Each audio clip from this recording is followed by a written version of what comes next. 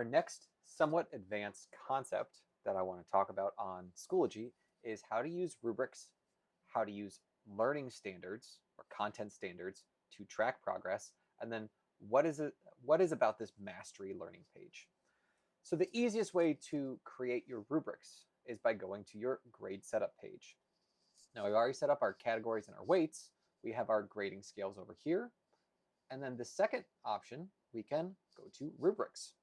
Just like you have with scales, you can add a rubric here. So you select rubric, and it will ask you a couple things. You want to give it a title, sample rubric 2, and then we start entering criteria. So criteria would be for specific portions like neatness. Let's add another criteria piece, and then one more, work ethic. And you can see that the default settings for these is out of 4 points, and then the standard grading scale is 4, excellent, 3, 2, 1, descending order. If you want to change any of those, you have two options. You can hit an X next to the number, and it will remove those scores. So if you only wanted this to be worth 3 points, and then the second option would be 1 point, you can do that. If you wanted to add more than one score, we can hit the button to the left. As you can see that the values are now 3, 3, 3. It just copied that same score, so you will need to go in and edit those values so you don't have duplicates. So that's a simple way of creating a rubric. The slightly more advanced way, again, when we're done with this, we hit create. If I go to add rubric, if I want to measure students compared to learning objectives that we've created for the class, i.e. custom learning objectives or other pre-made ones. Let's dive into our custom learning objectives that we've made. Again, you can find these in the resources tab. So you had to do a little bit of work ahead of time. Let's say we want to add our claim, evidence, reason learning standards to this. And specifically, if you go in here, we have our description of student is able to make a claim that is specific to the topic at hand. Evidence, students use statistical evidence. And then reason, students provide a clear rationale. You can customize how you value these. It doesn't have to be 4, 3, 2, 1. If you want to make this worth 10 points at the end, you can see that it changes here and it changes there. We have our two standards here. I need to give this rubric a title, so I'm going to say claim, and then I'm going to hit create. As you can see, 10 plus 4 plus 4 is our 18 total points. While we're still on this page, I want to highlight a couple things. So I have our sample rubrics. If I go up to copy settings, now I have the ability to select just my rubrics, and I can select all of the rubrics right here and copy to a course. So this saves us time of having to repopulate every course that we have. Likewise, you can save rubrics to resources if you need to access them later. So what does a rubric look like when you create an assignment? Let's take a look at sample class assignment 2. Here, we have a rubric attached. If we go to our gear icon and we hit edit, we can see that we have enabled the sample rubric. Now we have options, sample rubric 1, sample rubric 2, and then claim, evidence, reason. And we also have the ability to toggle on or off if the students are able to see that rubric. Additionally, if I select the claim, evidence, reason, it's going to automatically change the point total because we set that at 18. And it's also going to align this assignment to the standards that we have aligned to it. When I hit save changes, now I see that the student that I graded, who submitted their work earlier, still preserved that 5-point scale, but now we need to update this. So let's say they did an excellent job on claim, satisfactory on evidence, and good on reason. Again, these are arbitrary. Notice that I have 10, 2, and 3 makes 15, but this number hasn't changed. So in order to do that, I have to hit the clear override button. And this goes to another point that if you think that a 10-point scale and then they don't deserve a 10, but they deserve a 9, you can simply enter whatever value you think they deserve, whether it's on your rubric or not. So if you have like half-point measures, you can easily add those and it's tracked inside the rubric. So that's simple, easy. Rubrics are nice way of grading, easy calculation for you. What's one way we can take this to the next level?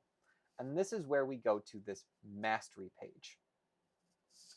On our mastery page, This tracks all of the standards that we have assigned in the course for the entire semester and a student's ability on each of those.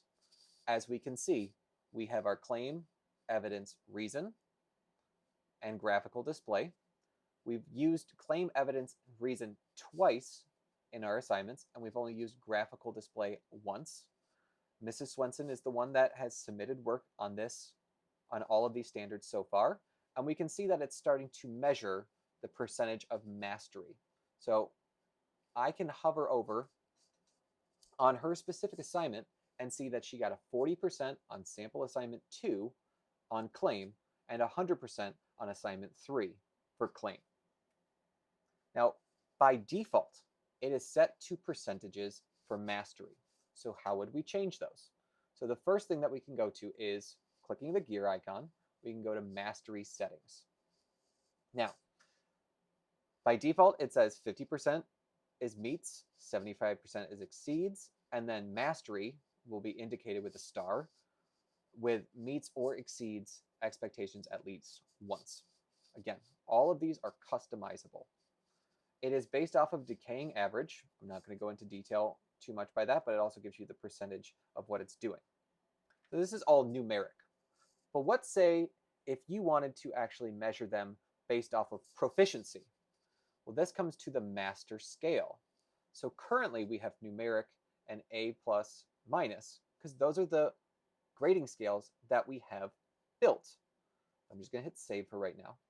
So if you want to change these from numeric to maybe a verbal description, like proficient, needs work, we have to go back to grade setup. So I'm going to steal what Mr. Dickey has used, and we're going to add a scale to focus on mastery standards-based grading. So in this case, I'm going to add a scale, but instead of having it based on percentage, I'm going to have it based off of points. And I'm going to say 4 points is 3 is proficient, 2 is satisfactory, and 1 is needs work. And hit save changes. Now I have my standards-based grading point values. I can go to my mastery settings, and I can go to my settings, mastery settings, and instead of based off of numeric, I can choose my mastery scale. Now, my values are 1, 2, 3, and 4. If I'm aiming for meets expectations is 3 and exceeds expectation is a 4, now my scale goes to my mastery scale as opposed to a percentage-based or numerical based. Once I hit save changes, now I can see that the scores that they're getting roughly compile. The beauty of this is when you use these types of standards across an entire semester, it gives you rich information about what your students were able to do on given standards. More so, not just on student achievement, but we can go to learning objectives and track each one specifically and see what is your range on how many different assignments you've had. So we get a lot of box and whisker plots to see what your students know, what they were able to do on the given standards that you assigned them. One other way to look at your grading scale is instead of using by points, we could also convert using percentages. So here I have a thing called standards grading. I've developed the percentage ranges that I need to include from 0 to 100%, and then the letter grade that's attached. So if I use advanced, proficient, developing, and needs work, now this standards grading is where I can see other options that I have on my mastery scale.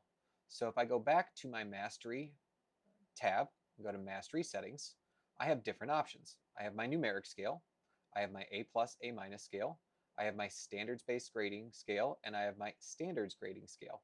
So note that the point values change based off of if it's points or letter grades or percentages.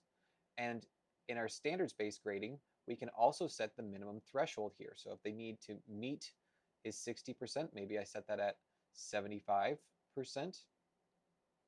and then exceeds is at, let's say 90%, and they need to meet this twice.